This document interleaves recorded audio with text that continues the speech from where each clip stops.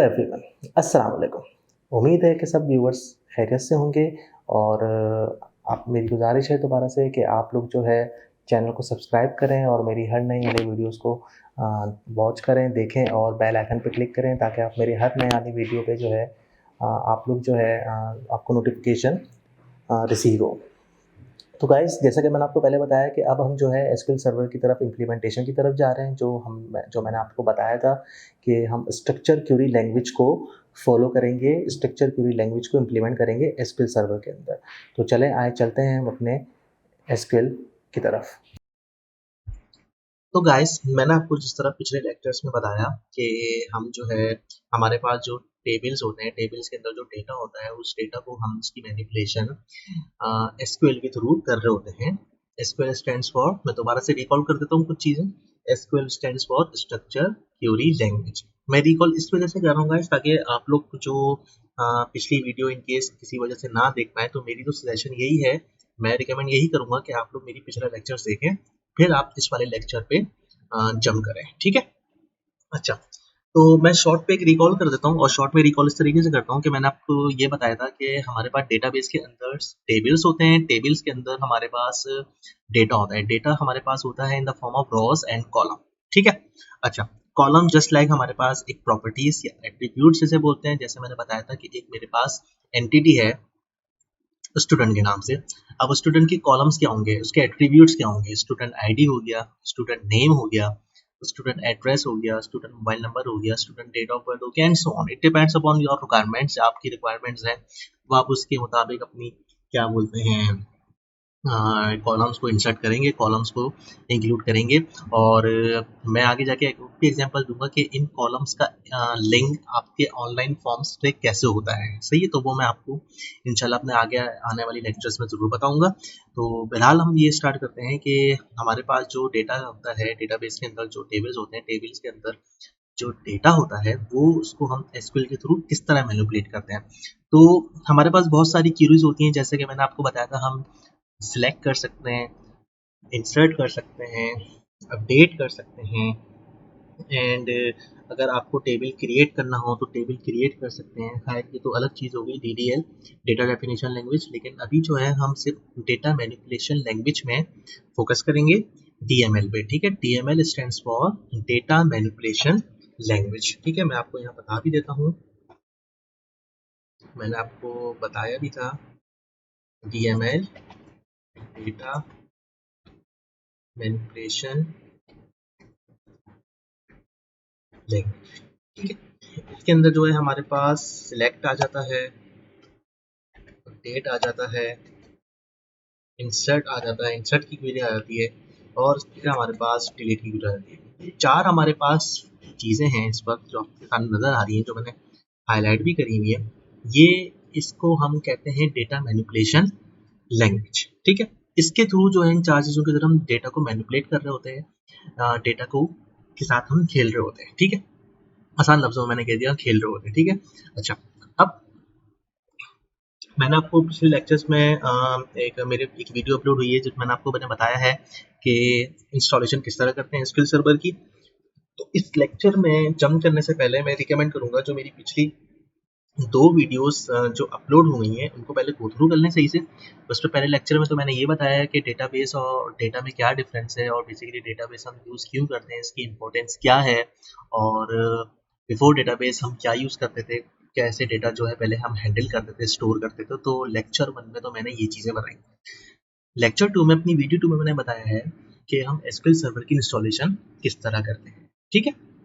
तो वो एक इम्पॉर्टेंट वीडियो है, उसको आप ज़रूर देखें क्योंकि उसमें जो है मैंने क्या बोलते हैं उसमें जो है ना मैंने ये भी बताया है कि जो मेरे पास बैकअप फाइल्स होती हैं उसको डेटाबेस की, वो उसको किस तरह रिस्टोर किया जाता है। जिस तरह आप ये देख रहे हैं, ये मेरे पास जो एक डेटाबेस बना हुआ है एडवेंचर वर्क्स 2014 के नाम से, ठीक है। अच्छा गाइस, सबसे एक चीज नोट कर लें, अहम चीज, ये एसक्यूएल सर्वर मैनेजमेंट स्टूडियो 2014 है। तो ये जो एडवेंचर वर्क्स 2014 है ना, तो आपने एडवेंचर वर्क्स 2014 ही करना है, ठीक है। अगर आप एसक्यूएल सर्वर मैनेजमेंट 2017 पे जा रहे हैं तो मेक श्योर कि आपके पास एसक्यूएल एडवेंचर वर्क्स 2017 ही हो, ठीक है।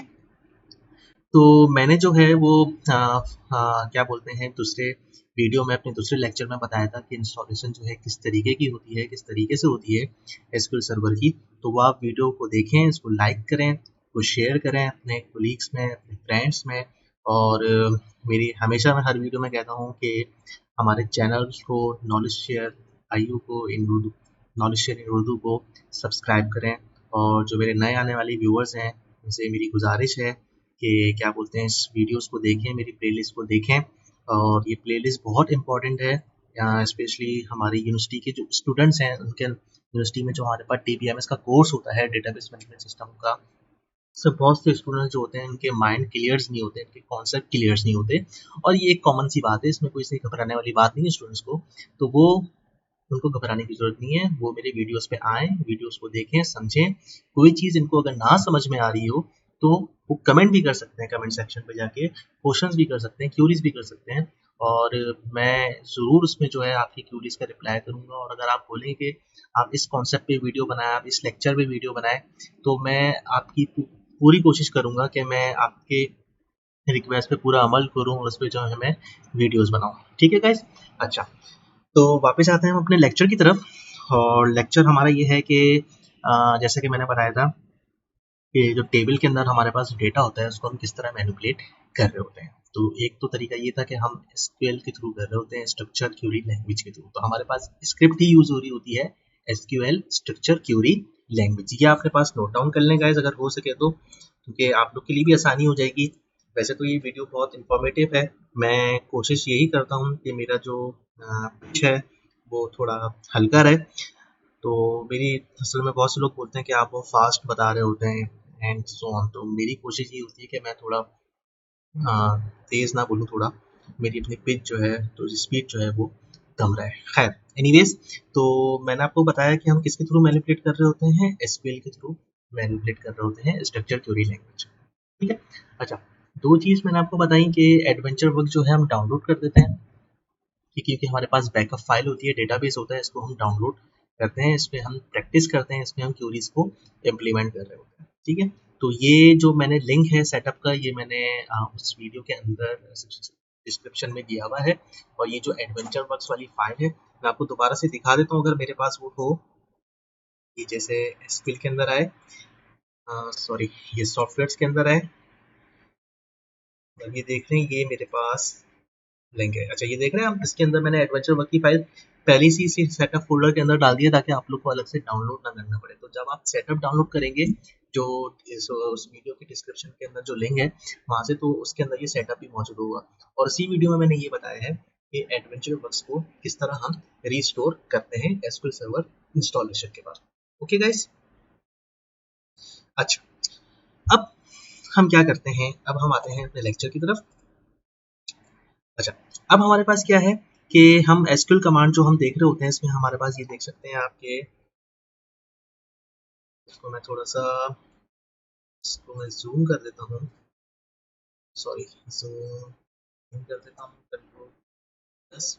मुझे उम्मीद है कि आप लोग को अब सही से नज़र आ रहा होगा।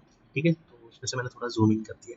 तो अब एसक्यूएल की जो हमारे पास जो क्यूरीज हैं वो है सिलेक्ट है। सिलेक्ट में हम क्या कर रहे होते हैं कि डेटा को जो है एक्सट्रैक्ट कर रहे होते हैं। ठीक है?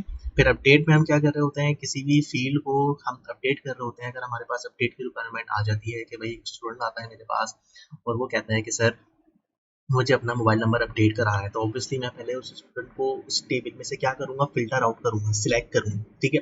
सिलेक्ट करने के बाद जो है अगर मुझे वो रो नज़र आ जाती है, मुझे पता चल जाता है कि हाँ ये स्टूडेंट इस डेटाबेस में एग्जिस्ट कर रहा है, तो फिर मैं उसके मोबाइल नंबर को अपडेट के थ्रू, अपडेट की क्यूरी के थ्रू अपडेट कर सकता हूँ। ठीक है? अच्छा, ये तो मैं खैर मैंने आप लोग के सामने कुछ कमांड्स लिखी हैं, लेकिन क्यूरीज लिखी हैं, लेकिन बहुत सारी क्यूरीज हैं और बहुत सारी चीज़ें हैं। तो ये तो अभी हम आहिस्ता-आहिस्ता जब अपने लेक्चर्स बनाते रहेंगे तो मैं आपको चीज़ें समझाता रहूँगा। इसी तरीके से डिलीट, अगर मुझे डिलीट करना हो, अच्छा अब ये इंपॉर्टेंट चीज़ है, इसको आप गौर से देख लें, इसको आप गौर से समझ लें। ठीक है? और अगर हो सके तो अपने पास एक कॉपी पेंसिल या अपने पास एक नोटपैड खोल लें, ताकि जो चीज़ें मैं समझा रहा हूँ ना वो आप लोग अपने पास एक नोट डाउन भी कर लें। ठीक है? अच्छा, अब होता क्या है, डिलीट हमारे पास गाइस, डिलीट दो तरीके की चीज़ें होती हैं, दो तरीके से होता है। एक होता है कि अगर आपने एक रॉ डिलीट करनी है। क्या डिलीट करनी है? अगर आपने एक उस टेबल के अंदर से एक रॉ डिलीट करनी है, स्पेसिफिक रॉ डिलीट करनी है, तो फिर आप यूज करते हैं वेयर का क्लॉज। कौन सा क्लॉज यूज करते हैं? वेयर का क्लॉज। जैसे मैं चाह रहा हूँ delete from student where student ID is equal to this this this, ठीक है, तो वो एक स्पेसिफिक रॉ क्या होगी मेरे पास, डिलीट हो जाएगी। सही है, समझ में आई ये चीज आपको? अच्छा, इसी तरीके से अब आप चाह रहे हैं कि भाई क्या बोलते हैं कि मेरे पास जो टेबल है उस टेबल का जो डेटा है वो मेरे पास डिलीट हो जाए। सही है, पूरा डेटा क्या हो जाए, डिलीट हो जाए। तो फिर आप सिंपल लिखेंगे डिलीट फ्रॉम टेबल का नाम, जो भी टेबल का नाम है, जैसे स्टूडेंट तो डिलीट फ्रॉम स्टूडेंट। अब इसमें क्या होगा कि इसके अंदर जितनी भी रोज होंगी गाइस, वो सब क्या हो जाएंगी, डिलीट हो जाएंगी। क्या हो जाएंगी? डिलीट हो जाएंगी। ठीक है गाइस। अच्छा, तो अब इस चीज का बड़ा ख्याल रखना पड़ता है डिलीट के हवाले से कि हमारे पास गलती से भी सारा डेटा जो है वो डिलीट ना हो जाए। देन हम आते हैं फिर क्रिएट टेबल के अंदर, जो एक टेबल नया क्रिएट कर रहा होता है। फिर उसके बाद ऑल्टर टेबल से मुराद ये होता है कि आपके टेबल को माजरत, असल में थोड़ा मेरा गला भी खराब है, तो आपको पता है वायरल फैला हुआ है, तो आजकल तबीयत ठीक नहीं चल रही है। खैर, अच्छा, तो वीडियोस के दौरान अगर मैं कहीं रुक जाऊं 1-2 सेकंड के लिए, या मैं थोड़ी सी खांस दूं, तो उसके लिए माजरत है। तो होपफुली आपको उससे कोई इशू नहीं हो रहा होगा, और इन केस कोई इशू हो रहा हो किसी भी चीज़ में, तो मैंने आपको पहले बोला है कि आप कमेंट सेक्शन में जो है कमेंट्स करें, क्वेश्चंस लिखें, क्यूरीज लिखें, और मैं आपके उस कमेंट का जरूर जवाब दूंगा। ठीक है, इसी तरीके से हम ड्रॉप टेबल पे आ जाते हैं। ड्रॉप टेबल में क्या होता है कि टेबल को ड्रॉप कर देता है। अच्छा, अब दो चीजें हैं, डिलीट और ड्रॉप। डिलीट में क्या होता है, सिर्फ रॉज डिलीट होती है, ठीक है, जबकि ड्रॉप टेबल में क्या होता है कि वो टेबल डेटाबेस से ही गायब हो जाता है, मतलब ड्रॉप हो जाता है, ना उसके कॉलम्स बचते हैं, ना वो टेबल का नाम बचता है, ना ही वो टेबल के रॉज बचती हैं। ना ही इसका मतलब ये है कि वो जो डेटा था वो टेबल समेत क्या हो गया, डिलीट हो गया। सही है, तो ये वाली क्यूरी भी तो ये वाली क्यूरी भी जो है वो बड़ी देखभाल की चलानी चाहिए। गलतियां हो जाती हैं लोगों से, पता चला कुछ टेबल और डिलीट करना था, कर कुछ और दिया। सही है, फिर आप डेटाबेस किस तरह क्रिएट करते हैं, डेटाबेस को ऑल्टर किस तरह करते हैं, ये इंसर्ट इनटू मैंने आपको बताया हम किस तरह कर रहे होते हैं। सही है, इसी तरीके से इंडेक्स किस तरह क्रिएट करते हैं, ड्रॉप इंडेक्स किस तरह क्रिएट करते हैं, तो ये तो हम आगे आने वाली वीडियोस में इसको कवर करते रहेंगे। मैंने आपको पहले भी बताया है कि ये हमने बहुत कम चीज़ें लिखी हैं, मैंने अभी बहुत कम चीज़ें लिखी हैं इसमें। ठीक है, तो ये तो क्योंकि आज जो है इम्प्लीमेंटेशन की तरफ जा रहे हैं हम, तो मैंने आपको एक ऐसी गो थ्रू दे दिया है। सही है ना, तो तो अब हम स्टार्ट करते हैं एसक्यूएल कमांड से। अब देखें, अब इसमें मैंने लिखा है SQL statements are started with any of the SQL commands keywords like select, insert, एक second, update, delete, alter, drop and etc. and the statements end with a semicolon। सही है, हम जो एसक्यूएल की क्यूरीज होते हैं वो स्टार्ट करते हैं select के कीवर्ड से, insert के कीवर्ड से, update के कीवर्ड से, delete के कीवर्ड से, alter and drop and so on. जितनी भी कमांड्स हैं हमारे पास एसक्यूएल की कमांड्स हैं, हम एसक्यूएल की कीवर्ड से स्टार्ट करेंगे। ठीक है, जब हमारी क्यूरी एंड हो जाएगी तो हम आखिर में क्या लगाएंगे, सेमीकोलन लगाएंगे, जिस तरह प्रोग्रामिंग में कर रहे होते हैं कि हर एंड ऑफ लाइन में हम क्या लगा रहे होते हैं, सेमीकोलन लगा रहे होते हैं। सही है, अब आप जैसे कि देख सकते हैं कि मैंने एग्जांपल दी हुई है select steric from table name. ठीक है गाइस, अब इसमें क्या हो रहा है, चलें अब मैं आपको एसक्यूएल सर्वर की तरफ लेके जाता हूँ। इसको मैं बंद कर देता हूँ, की जरूरत नहीं है। अब ये देखें, अच्छा ये एसक्यूएल सर्वर के आपके पास एक विंडो इस तरह की आ रही होगी, इसमें आप ये देखेंगे कि बहुत सारे ऑप्शंस हैं। जैसे कि ये ऑप्शन है एनालाइज सर्विस करना हो, ठीक है, और डेटाबेस इंजन क्यूरी हो, तो मैं क्लिक करूंगा न्यू क्यूरी पे। ठीक है, क्योंकि मुझे क्यूरीज पे काम करना है, क्यूरीज के थ्रू डेटा को मैनिपुलेट करना होता है, तो मैं न्यू क्यूरी पे क्लिक करूंगा, तो मेरे पास ये इस तरह की कुछ विंडो खुल जाएगी। ठीक है, अच्छा, ये कंट्रोल और स्क्रॉल अप और डाउन से आप इसका फॉन्ट का साइज, स्क्रिप्ट का साइज जो है वो इंक्रीज और डिक्रीज कर सकते हैं। ठीक है, एनीवेज इस तरह की कुछ चीज़ें जो मुझे समझ में आती रहेंगी, मुझे वो मैं आपको बताता रहूँगा अलग अलग चीज़ें। सही है, और मेरा पढ़ाने का स्टाइल कुछ इस तरीके का है कि मैं कोर्स को भी लेते हुए चल रहा होता हूँ। ठीक है, और क्या बोलते हैं, कोर्स को लेते हुए चल रहा होता हूँ, कुछ चीज़ मुझे जो अलग से पता चल जाती है कहीं से, तो मैं शेयर ज़रूर कर देता हूँ स्टूडेंट्स के साथ, ठीक है, चाहे वो कोर्स से हटके ही क्यों ना हो, ठीक है। टेक्निकल रिलेटेड कोई भी चीज़ हो तो मैं स्टूडेंट्स के साथ शेयर ज़रूर करता हूँ, ताकि इल्म जो है आपको पता है बांटने से ही बढ़ता है। तो मेरी भी कोशिश यही है, और मैं आपसे दोबारा रिक्वेस्ट करता हूँ कि आप भी अगर इस वीडियो को समझ रहे हैं और आपको समझ में आ रही है, तो मेरी रिक्वेस्ट यही है कि आप भी इस वीडियोस को ज़्यादा से ज़्यादा शेयर करें, देखें और चैनल को सब्सक्राइब करें, ताकि आप हमारे आने वाली हर वीडियो पे आपको जो है एक नोटिफिकेशन आ जाए, और बेल आइकन पे ज़रूर क्लिक करें, ताकि हमारी हर आने वाली वीडियो पे आपको जो है नोटिफिकेशन अलर्ट आ जाए, ठीक है। तो अब हमने क्या करना है, अब हमने सिलेक्ट करना है, क्योंकि मैंने डेटा को मैनिपुलेट कर रहा हूँ, तो मैंने सिलेक्ट क्वेरी से स्टार्ट करना है। सिलेक्ट डायरेक्ट फ्रॉम, अब मेक श्योर यहाँ से आपने एडवेंचर वर्क्स 2014 को एक्सपेंड किया और यहाँ टेबल्स पे आपने एक्सपेंड करा, तो देखिए ये सारे टेबल्स आ रहे हैं, ठीक है। अच्छा, अब यहाँ से जो है आपने एडवेंचर वर्क्स 2014 सिलेक्ट करना है। यहाँ बाय डिफॉल्ट सिस्टम टेबल्स बने हुए पहले से, हमने क्योंकि एडवेंचर वर्क्स 2014 जो है रिस्टोर कराया था, तो यहाँ से मैंने जो है यहाँ से सिलेक्ट करना है एडवेंचर वर्क्स 2014, ताकि ये जो क्यूरी के अंदर जो इंटेलिजेंस होता है ना, इंटेलिजेंस वो मेरे पास आ जाए। जैसे देखिए मैंने लिखता हूँ ना, जैसे यहाँ टेबल का नाम है ह्यूमन रिसोर्सेज डॉट एम्प्लॉय। अब मुझे ये टेबल सिलेक्ट करना है, मैं चाह रहा हूँ इसके अंदर जितना भी डेटा है वो मेरे पास सामने उठ के आ जाए, ठीक है। तो ह्यूमन, ये देखिए मेरे पास ऑप्शंस आ गए। ऑप्शंस लिया है क्योंकि मैंने यहाँ एडवेंचर वर्क्स 201 कोड सेलेक्ट किया हुआ है, इस वजह से वो मेरे पास उसका इंटेलिजेंस ओपन हो गया। ह्यूमन रिसोर्सेज डॉट कौन सा टेबल सिलेक्ट करने का कहा था मैंने आपसे, एम्प्लॉय का बोला था, ठीक है। तो हम एम्प्लॉय सेलेक्ट कर लेंगे, ठीक है।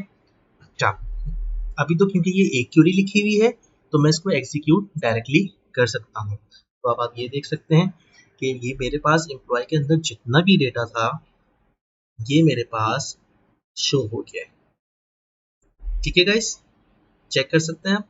टोटल मेरे पास 290 रोज है। कितनी रोज है मेरे पास, 290 रोज है मेरे पास इस एम्प्लॉयज के टेबल में। और आप कॉलम्स काउंट कर सकते हैं, 1 2 3 4 5 6 7 8 9, जेंडर तक हमारे पास 9 हो गया, 10 11 12 13 14 15, सही है, और 16, सही है। ये रो आईडी वगैरह ये सारी मॉडिफाइड डेट तो ये खैर ये अलग से बाय डिफॉल्ट के आ जाती हैं, है। तो कहने का मकसद ये है कि अगर आपने पूरा डेटा टेबल के अंदर से आपने फैच करना है, तो आप सिलेक्ट स्टैटिक करेंगे। इस स्टैटिक का मतलब होता है ऑल, ठीक है। आप प्रोग्रामिंग लैंग्वेज में कहीं भी स्टैटिक यूज करेंगे ना, या अगर आपने जावा पढ़ी हो या आगे आने पढ़ने हो, तो अगर आप जावा के अंदर जब क्लासेस इंपोर्ट करा रहे होते हैं, अगर आपको किसी क्लास का नाम याद नहीं होता, तो मैं यहाँ से वैसे लिख के दिखा देता हूँ। तो हम क्या कर रहे होते हैं, इंपोर्ट, अच्छा, एसक्यूएल के एसक्यूएल के अंदर कमेंट्स हम इस तरह देते हैं, ठीक है, डबल लाइन से। तो इंपोर्ट, ये देखें ये ग्रीन शो हो जाता है, ये कमेंट करने का तरीका है एसक्यूएल के अंदर। Import Java dot UTIL dot static. Guys इस लाइन का क्या मतलब होता है जावा के अंदर, जब ये आप इंपोर्ट करा रहे होते हैं, इस स्टैटिक का मतलब होता है कि जावा के अंदर जितनी भी क्लासेस बनी हुई वो सब क्या हो जाए, आपके कोड में आपके प्रोग्राम में इंपोर्ट हो जाए, सही। अगर आपको याद है हम स्कैनर भी यूज करते थे, कंसोल से इनपुट लेना हो तो हम स्कैनर यूज कर सकते थे, तो स्कैनर का फिर ऑब्जेक्ट बनता था, ठीक हो गया। आप यहाँ चाहे स्टैटिक भी यूज कर दें तो कोई इशू नहीं है, इसका मतलब स्कैनर समेत जावा के अंदर जितनी भी क्लासेस बनी हुई हैं वो सारी क्या हो जाएंगी, इम्पोर्ट हो जाएंगी, ठीक हो गया। अच्छा, अब हमारे पास, अब जरूरी नहीं है कि अब हम टेबल जो है सारा सिलेक्ट करें, ठीक है। अब मैं चाह रहा हूँ कि नहीं भाई मुझे जो है ना सिर्फ 2 कॉलम चाहिए, 3 कॉलम चाहिए, तो मैं क्या करूंगा, सिलेक्ट सॉरी, अब स्टैटिक नहीं, क्योंकि स्टैटिक का मतलब तो मैं आपको समझा चुका हूँ कि स्टैटिक का मतलब क्या होता है, ठीक है। अब क्योंकि मुझे सिर्फ 2 या 3 कॉलम सिलेक्ट करना है, जैसे लेट्स सपोज सिलेक्ट बिजनेस। अच्छा, अभी ये देखें मेरे पास ऑप्शन इसलिए नहीं आ रहा क्योंकि मैंने टेबल का नाम उसको नहीं दिया हुआ, तो मैं आपको एक चीज समझा देता हूँ, ठीक है, ताकि क्लियर हो जाए। देखिए ह्यूमन रिसोर्सेज डॉट एम्प्लॉय, अच्छा, अब ये मैंने लिखा ना पूरा टेबल, यहाँ से मैंने स्टैटिक हटा दिया। अब इस क्यूरी को मिल गया कि भाई ह्यूमन रिसोर्सेज डॉट एम्प्लॉय, अब ये इसका इंटेलिजेंस ओपन हो जाएगा, ठीक है। अब जैसे लेट्स सपोज मुझे बिजनेस एंटिटी आईडी करना है, देखें पहले ऑप्शन नहीं आ रहा था ना बिजनेस एंटिटी आईडी, क्योंकि होता क्या है क्यूरी ऑप्टिमाइजेशन क्या कर रहा होता है कि वो क्यूरी को लाइन बाय लाइन और वर्ड बाय वर्ड पढ़ रहा होता है। अब इसको जैसे ही मिल गया भाई ह्यूमन रिसोर्सेज डॉट एम्प्लॉय, तो इसने अपना इंटेलिजेंस ओपन कर लिया कि भाई हाँ ठीक है, ह्यूमन रिसोर्सेज डॉट एम्प्लॉय में एक मेरे पास कॉलम है, ये देखें इधर बिजनेस एंटिटी आईडी, तो उसने इसका मेरे पास इंटेलिजेंस दे दिया। ठीक है, तो यहाँ पे आए, आपने डाउन एरो किया और आपने इसको एंटर कर दिया, फिर आपके पास सिलेक्ट। आप चाह रहे हैं कि मेरे पास लॉगिन आईडी भी सिलेक्ट हो जाए। ठीक है, तो ये मेरे पास लॉगिन आईडी आ गई, ये मेरे पास सामने लिखी हुई लॉगिन आईडी। फिर आप चाह रहे हैं कि मेरे पास जॉब टाइटल भी क्या बोलते हैं सिलेक्ट हो जाए, 3 कॉलम सिलेक्ट हो जाए। ठीक है गाइस, अच्छा अगर मैं सिर्फ एग्जीक्यूट कर दूंगा तो उसका मतलब ये हुआ कि जो मेरे पास क्यूरी ऑप्टिमाइजर है वो सबसे पहले इस लाइन में आया, इस क्यूरी का आउटपुट दिया, फिर उसने बोला ये वाली लाइन पे आया, तो उसने बोला ये तो कमेंट है, तो उसको ये ऑब्सोलीट कर देगा। फिर वो आया इस लाइन पे, ठीक है, तो उसने इस क्यूरी का भी आंसर दे दिया। अब अगर आपको आपके इस विंडो के अंदर, क्यूरी विंडो के अंदर बहुत सारी क्यूरीज लिखी हुई हैं और आपको सारी क्यूरीज नहीं चलानी, तो आप स्पेसिफिक क्यूरी को हाईलाइट करोगे, हाईलाइट करने के बाद उसको आप एग्जीक्यूट करोगे। तो अब आप ये देख सकते हैं कि मैंने जो एक स्पेसिफिक क्यूरी हाईलाइट करी थी उसमें मुझे उसने 3 कॉलम्स जो मैंने क्यूरी में लिखे थे उसने मुझे उठा के दे दिए, फैच करके दे दिए। तो एक तरीका ये हो गया कि आपने अगर पूरा डेटा फैच करना है तो आप क्या यूज करेंगे, सिलेक्ट स्टैटिक यूज करेंगे फ्रॉम टेबल का नाम। ठीक है, और अगर मैं कह रहा हूँ कि नहीं भाई मुझे जो है सिर्फ क्या बोलते हैं 3 उस टेबल के अंदर से 3 कॉलम्स और उनकी रॉ सेलेक्ट करके दिखा दो, देन फिर आप इस तरह काम करेंगे। ठीक है, अच्छा ये 3 column 2 column it depends upon requirements. ठीक है ना, अच्छा अब आ जाते हैं हम भाई कि क्या बोलते हैं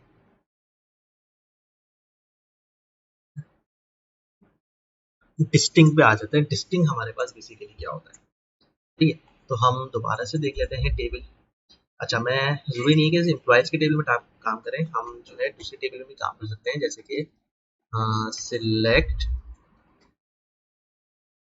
direct from human resources dot department, execute किया।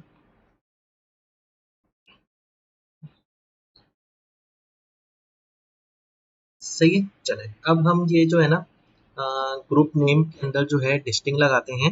अच्छा डिस्टिंग क्या कर रहा होता है गाइस, डिस्टिंग हमारे पास जो है ना बेसिकली अगर आपके पास बहुत सारे कॉलम, एक कॉलम के अंदर जो है जो उसका डेटा है, स्पेसिफिक कॉलम का जो डेटा है उसके अंदर बहुत सारी चीजें रिपीट हो रही हैं, बहुत सारी चीजें क्या हो रही हो, रिपीट हो रही हैं, और आप चाह रहे हो कि वो मेरे पास एक दफा शो हो, तो फिर हम इसको यूज करेंगे डिस्टिंग, मतलब उस रिपीटेशन को खत्म कर देगा। किसको खत्म कर देगा, रिपीटेशन को खत्म कर देगा। जैसे कि लेट्स सपोज आप यहाँ देख रहे हैं ग्रुप नेम है, अब ग्रुप नेम जो है 2 दफा आ रहा है, इसी तरीके से सेल्स और मार्केटिंग देख लें, एग्जीक्यूटिव जनरल एंड एडमिनिस्ट्रेशन देख लें, तो इसके अंदर जो हम डिस्टिंग लगाने की कोशिश करते हैं, डिस्टिंग, ठीक है, और ग्रुप नेम ठीक हो गया, और ये किस टेबल के अंदर था, मेरा डिपार्टमेंट के अंदर है। ठीक है, from human resources dot department. ठीक है, अब इसको चलाते हैं।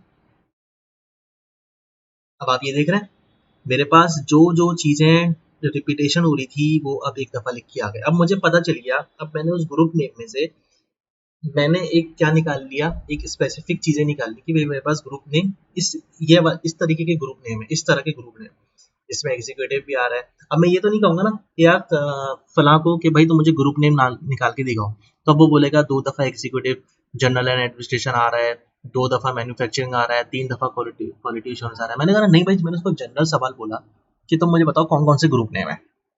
ठीक है, मैंने इसको ये नहीं बोला कौन कौन से ग्रुप नेम है वो कितने हैं। ठीक है ना, जैसे क्वालिटी एश्योरेंस है तो कितनी दफा है, मैंने ये सवाल नहीं कहा, मैंने कहा ग्रुप नेम कौन कौन से हैं, बस मुझे एक जनरल आंसर दे दो। तो जनरल आंसर निकालने के लिए उसने डिस्टिंग का कीवर्ड हम यूज करेंगे।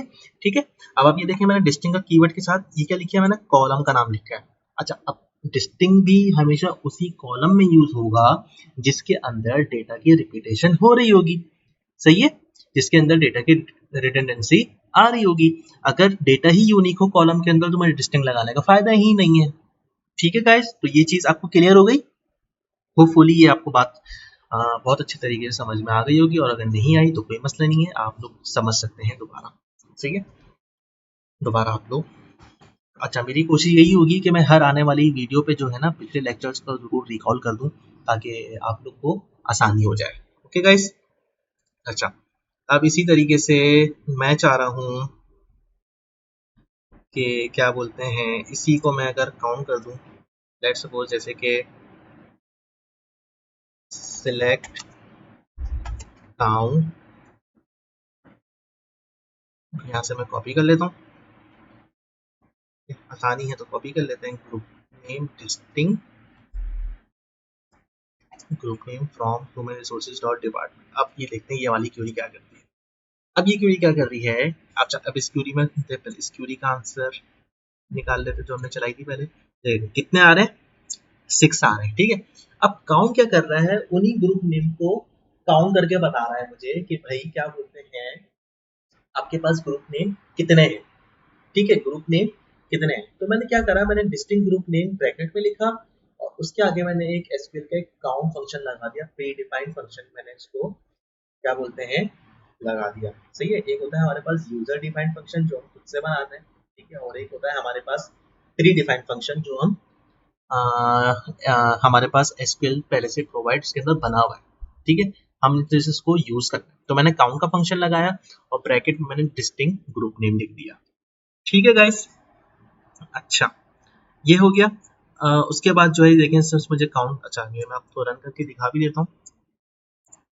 अब ये चाहिए, इसने मुझे 6, इसने बोल दिया भाई टोटल 6 ग्रुप नेम है मेरे पास, ठीक है गाइस। अच्छा अच्छा, इसी तरीके से मैंने आपको अभी वेयर के क्लॉज के बारे में बताया था जब मैं डिलीट के बारे में बता रहा था, ठीक है। तो इसी तरीके से दोबारा सेलेक्ट कर लेते हैं हम डिपार्टमेंट का टेबल।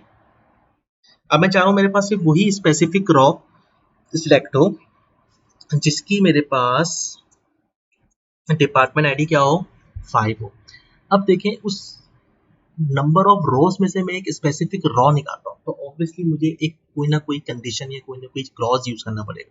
तो वो क्लॉज बेसिकली है वेयर का क्लॉज, ठीक है। उस वेयर के क्लॉज में जो है मैं हमेशा कोशिश करते हैं उस वेयर के क्लॉज में जो है हमेशा वो कॉलम लिखें उस क्लॉज के अंदर, उस कॉलम की कंडीशन लगाएं जिसकी डेटा टाइप इंट हो, इंटीजर हो, ठीक है। क्योंकि होता ये है, आप लोग को पता ही होगा कि जो इंटीजर के हमारे पास बाइट्स होते हैं वो एज कम्पेयर टू स्ट्रिंग कम होते हैं। तो क्यूरी भी ऑब्वियसली इसकी जो परफॉर्मेंस होगी वो फास्ट हो जाएगी। अगर आप स्ट्रिंग से फैच कराना चाह रहे हैं तो ऑब्वियसली अगर डेटा छोटा हो तो जल्दी उठ के आ जाएगा, लेकिन अगर लार्ज डेटा सेट हो, उसका डेटा का साइज बड़ा हो और आप स्ट्रिंग से सर्च कराना चाह रहे हैं तो ऑब्वियसली हो सकता है वो क्वेरी परफॉर्मेंस एग्जीक्यूशन में थोड़ा टाइम ले, सही है। लेकिन अगर आप ऐसे कॉलम में वेयर क्लॉज लगा रहे हैं जिसके अंदर जिसकी कॉलम की डेटा टाइप इंट हो या नंबर टाइप हो, तो वो उसकी जो क्वेरी की एग्जीक्यूशन होगी वो एज कम्पेयर टू स्ट्रिंग वो क्या होगी, फास्ट होगी, सही है। अब जैसे कि लेट सपोज मैंने बोला भाई मुझे सारे कॉलम्स आने चाहिए लेकिन उसमें से एक स्पेसिफिक रो आनी चाहिए। तो ऑब्वियसली सारे कॉलम का मतलब है डायरेक्ट, ठीक है, from human resources dot department. अब क्या कह रहा हूँ, मेरी कंडीशन क्या थी कि वही रॉट किया है जिसकी डिपार्टमेंट आईडी क्या हो, 5 हो। तो मैंने बोला भाई ठीक है हम वेयर का क्लॉज लगा देते हैं। तो वेयर का क्लॉज हमने लगाया। आप ये देखें कि इसमें कॉलम का नाम क्या है, ठीक है। मैं चाहूँ तो ये भी कर सकता हूँ कि where name is equal to purchasing या whatever, where name is equal to production. तो हो सकता है बहुत सारे प्रोडक्शन, लेकिन मैं कह रहा हूँ ये मुझे स्पेसिफिक रॉ चाहिए ना। तो स्पेसिफिक रॉ का क्या मतलब है कि डिपार्टमेंट आईडी यूनिक होगी सबकी, ठीक है। तो आप ये चेक कर सकते हैं डिपार्टमेंट आईडी सबकी क्या है, यूनिक है, ठीक है। अच्छा तो where department ID is equal to 5। तो ये जब मैं इसको रन करूंगा तो मेरे पास ये देखें एक सिर्फ स्पेसिफिक रॉ मेरे पास उठ के आ जाएगी, ठीक है गाइज। तो आज का लेक्चर जो है हम यहाँ पे ख़त्म करते हैं। उम्मीद है कि आप लोग को आज का लेक्चर मेरा समझ में आ गया होगा। जो मैंने एसक्यूएल की क्यूरीज इंप्लीमेंट करी हैं, जिस तरह मैंने आपको डेटा फेच करना सिखाया है और डिस्टिंक्ट का कीवर्ड मैंने आपको सिखाया है, तो होपफुली आपको आज की जो वीडियो है समझ में आ गई होगी। अगर कोई आपके क्वेश्चंस या क्यूरीज हों तो आप कमेंट सेक्शन में कमेंट कर सकते हैं। मैं ज़रूर उस चीज़ का आपके कमेंट्स का जो है रिप्लाई करूँगा। Thank you.